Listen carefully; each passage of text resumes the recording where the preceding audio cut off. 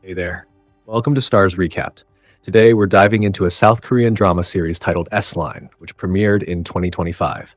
Spoiler alert. Stick around only if you're ready.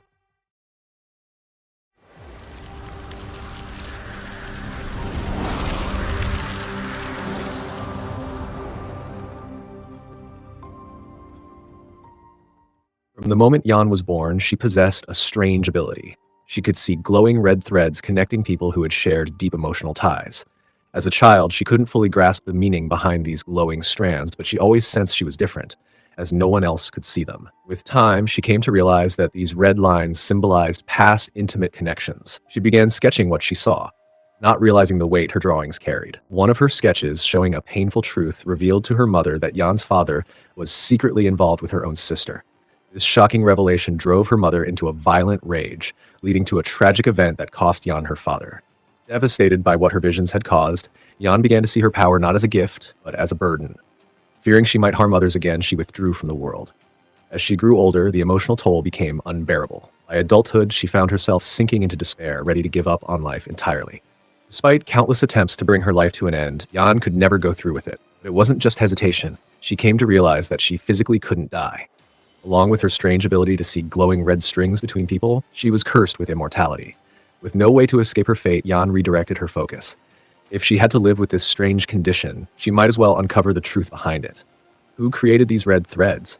Were there others like her? These questions sparked a relentless search for answers, and possibly a way to lift the curse once and for all. One day, a woman from the neighboring building stopped by and rang Yeon's doorbell.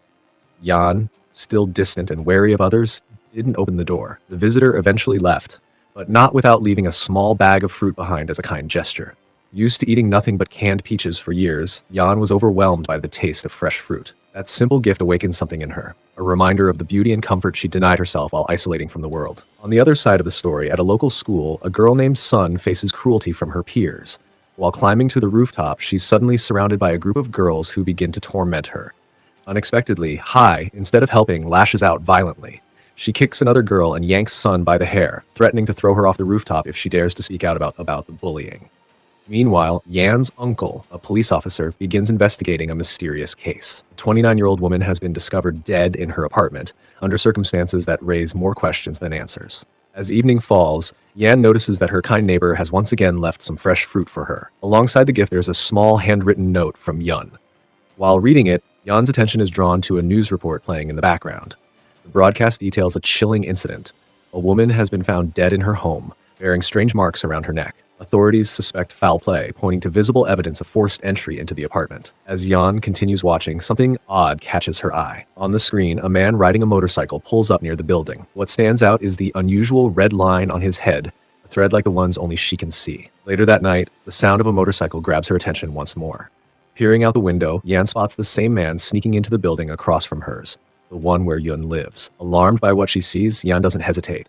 She dials the police, reporting what looks like a possible break-in. But before help arrives, Yeon witnesses something unexpected. The biker is not a stranger to Yun. In fact, they embrace as if reunited after a long time. Confused and overwhelmed by what she just saw, Yeon lowers her phone, unsure of how to process the moment, as Yun stares blankly, caught between emotion and disbelief. The following morning, after working late into the night, Han returns home only to find that his niece never made it to school. Concerned, he checks on her and notices fresh bruises.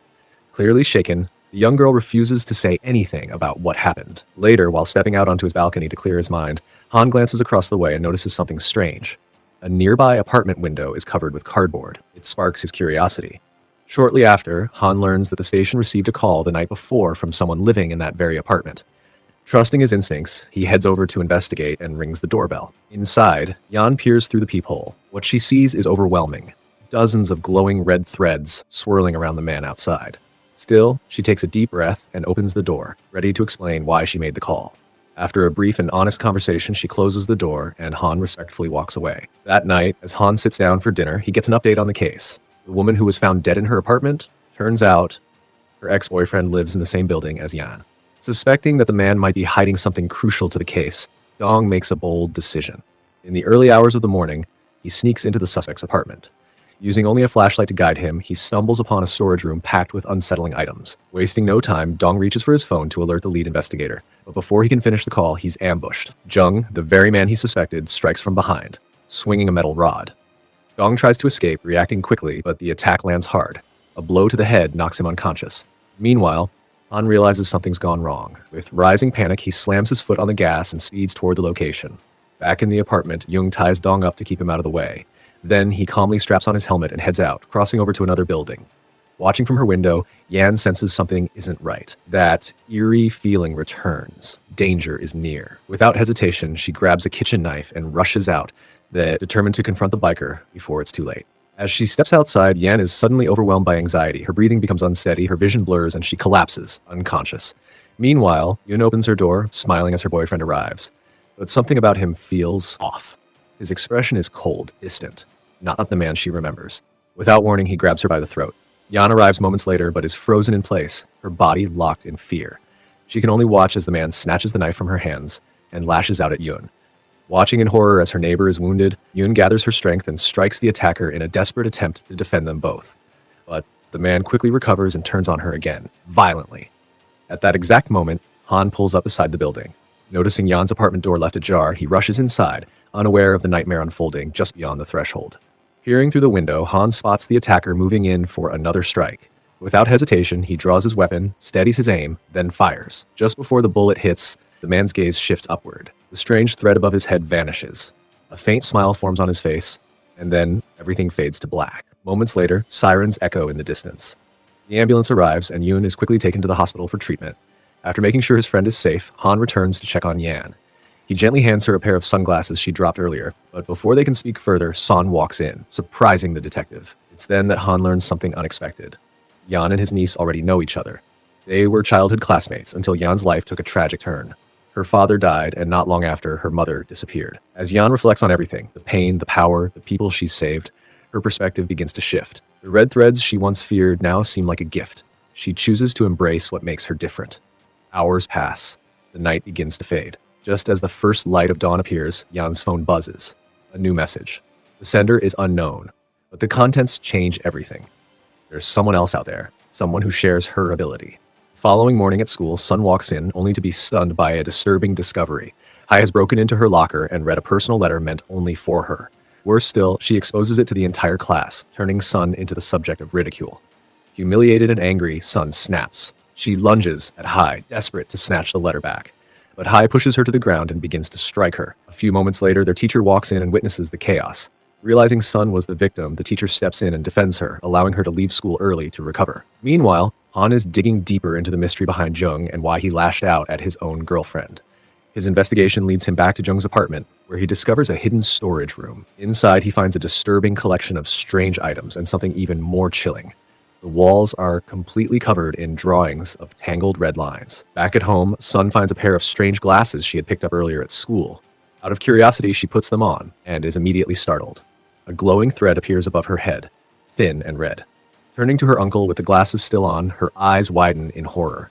Countless red threads surround him, stretching in every direction. Overwhelmed, she lets out a terrified scream. Shaken by what she's just discovered, Sun leaves the house and walks aimlessly down the street. As she watches the people passing by, she sees those red lines again, attached to strangers, and begins to wonder what they truly mean. While carefully observing the glowing red threads, Sun starts to realize something unusual. Some of these lines connect specific people, forming strange patterns. Curious, she begins to wonder what those invisible links represent. After hours of quietly watching and thinking, it finally clicks. Sun begins to understand what the red lines truly mean. Feeling more confident than ever, she heads to school the next day with a new perspective. Once there, she notices something odd. Her teacher is one of the few people at school who doesn't seem to have any of these glowing connections. In contrast, Hai appears to have a chaotic web of threads, even linking her to multiple teachers. That same day, their teacher, Miss Gujin, introduces a new student to the class. It's Yan. But before Yan can even settle in, Hai begins mocking her in front of everyone. Meanwhile, Han, growing increasingly concerned about his niece's behavior, pays a visit to her school. He sits down with the teacher to ask about Sun and casually brings up a name, Jung, a former math instructor who used to teach there. To Han's surprise, Miss Gujin reacts with visible shock. She reveals that she did work with Jung, but had no idea about his criminal background. When asked to recall more details, she mentions that Jung never wore glasses, which strikes Han as suspicious. Elsewhere on the school's rooftop, Sun is once again cornered by Hai and her group. Just as she's about to unleash her hidden advantage, Yan suddenly appears. Without hesitation, Yan steps in to defend her classmate. Tension escalates quickly, and Yan delivers a chilling threat. If Hai doesn't back off and leave them alone, she'll throw herself off the terrace and take Hai with her. After a terrifying brush with death, the student decides to back off, walking away from the situation. Still shaken, Sun firmly tells Yan not to interfere in her problems again. Later that night, Sun secretly trails Hai, hoping to uncover proof of her suspected connection with a teacher. Her suspicion is confirmed when she spots the two entering a hotel together, and she captures the moment in a photo. When Hai learns about the picture, she coldly replies that if it ever goes public, the teacher would take the fall, not her, because she's still a minor. Reading that message, Sun realizes she needs a smarter move. Instead of leaking it, she sends the image directly to the teacher and demands 20 million won in cash. Her plan is simple: escape. She wants to leave her uncle's house and start over in a different city, far from the school and its toxic environment. While in the restroom together, Yan notices something new. Sun is wearing unfamiliar glasses. It doesn't take long for Yan to figure it out. Sun can now see the red threads too. Curious and cautious, Sun starts questioning Yan to confirm what she suspects. Yan admits she can also see the lines and explains that she recognized the glasses.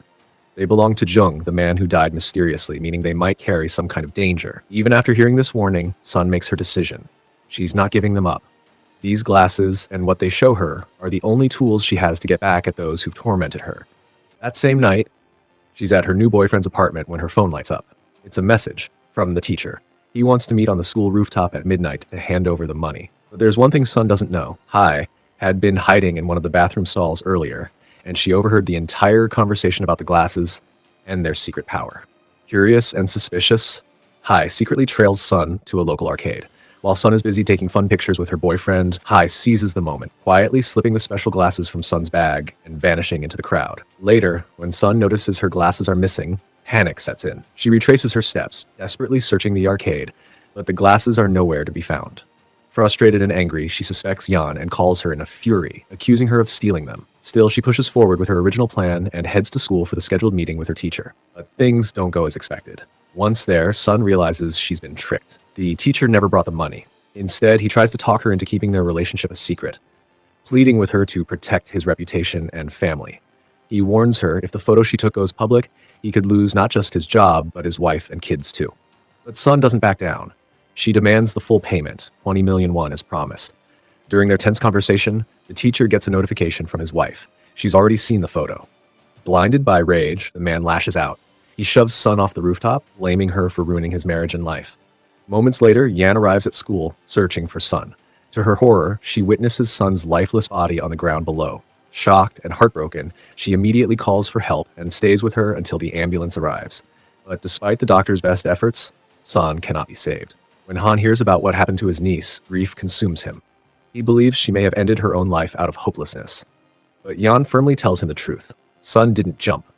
She was pushed. The next morning at school, the teacher, now visibly shaken, is asked about his upcoming wedding. He solemnly replies that the engagement has been called off. With his life falling apart, he moves in temporarily with his sister, bringing a stuffed rabbit as a gift for his young niece.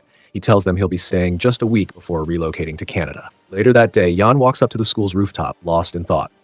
There, she runs into Kyung Jin, a classmate who's always been intrigued by mysteries. Though the two have never been close, Kyung approaches her and says she's determined to uncover who really caused Sun's fall, driven by her obsession with uncovering the truth. During a short break at school, Professor Kim stumbles upon a mysterious pair of glasses placed on his desk. Out of curiosity, he puts them on, only to suddenly see glowing red lines floating around people, just like Sun once did. Moments later, Han walks into the staff room and asks to speak with Miss Gin privately. The teacher, clearly distressed, believes that Sun might have taken her own life, blaming herself for not recognizing her students' emotional struggles. But Han disagrees. He tells her firmly that Sun didn't jump. She was pushed.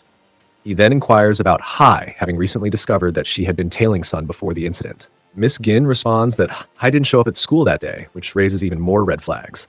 Determined to uncover the truth, Han seeks out Ji, Sun's boyfriend, to gather more details. Ji tells him that shortly after they took pictures together, Sun frantically went off searching for her missing glasses. Han then reviews security footage from a nearby shop, and there it is. Clear evidence of Hai stealing the glasses straight from Sun's bag when she wasn't looking. Later that evening, while having dinner at home, Professor Kim tries on the strange glasses again. To his surprise, he notices a dense cluster of red strands hovering above his brother-in-law's head. Intrigued, he asks about the sudden cancellation of his wedding plans. The teacher quietly confesses that everything fell apart after he unexpectedly returned home one day, only to catch his fiancée in bed with one of his closest friends. Later, Young and his brother-in-law Kim step outside for a private chat. During the conversation, Kim learns something unsettling. Young is romantically involved with someone else. As they head back upstairs, Kim presses the button for the fourth floor in the elevator. When the doors slide open, one of the red lines, visible only through his mysterious glasses, directs him straight to an apartment. It doesn't take long for Kim to realize it's the home of Young's secret lover. Just as he's about to step out, Young pulls him back into the elevator, and they ascend to the 10th floor. The following day, after returning home with his sister and niece, Kim notices a parcel addressed to apartment 4001. Taking it as an opportunity to confirm his suspicions, he walks down to hand-deliver the package himself, hoping to uncover the identity of Young's hidden partner. Not long after, a scandalous photo of Hai and the teacher circulates across the school. Both students and staff are left in disbelief. Having lost his career and reputation, Mr. Shangjin is overwhelmed by regret and humiliation, pushing him toward a tragic decision. Meanwhile, Han, now deep into the investigation, visits Yan at school. He asks if she knows why Sun returned to campus on the night of the incident. Yan doesn't have all the answers, but she does offer a lead. She urges Han to find the missing glasses, convinced that understanding their power will reveal what truly happened that night. At the same time, Kim keeps a close watch on Young and spots him dining with the woman from apartment 4001 at an upscale restaurant. Wanting to catch him in a lie, Kim calls Young and casually asks where he is.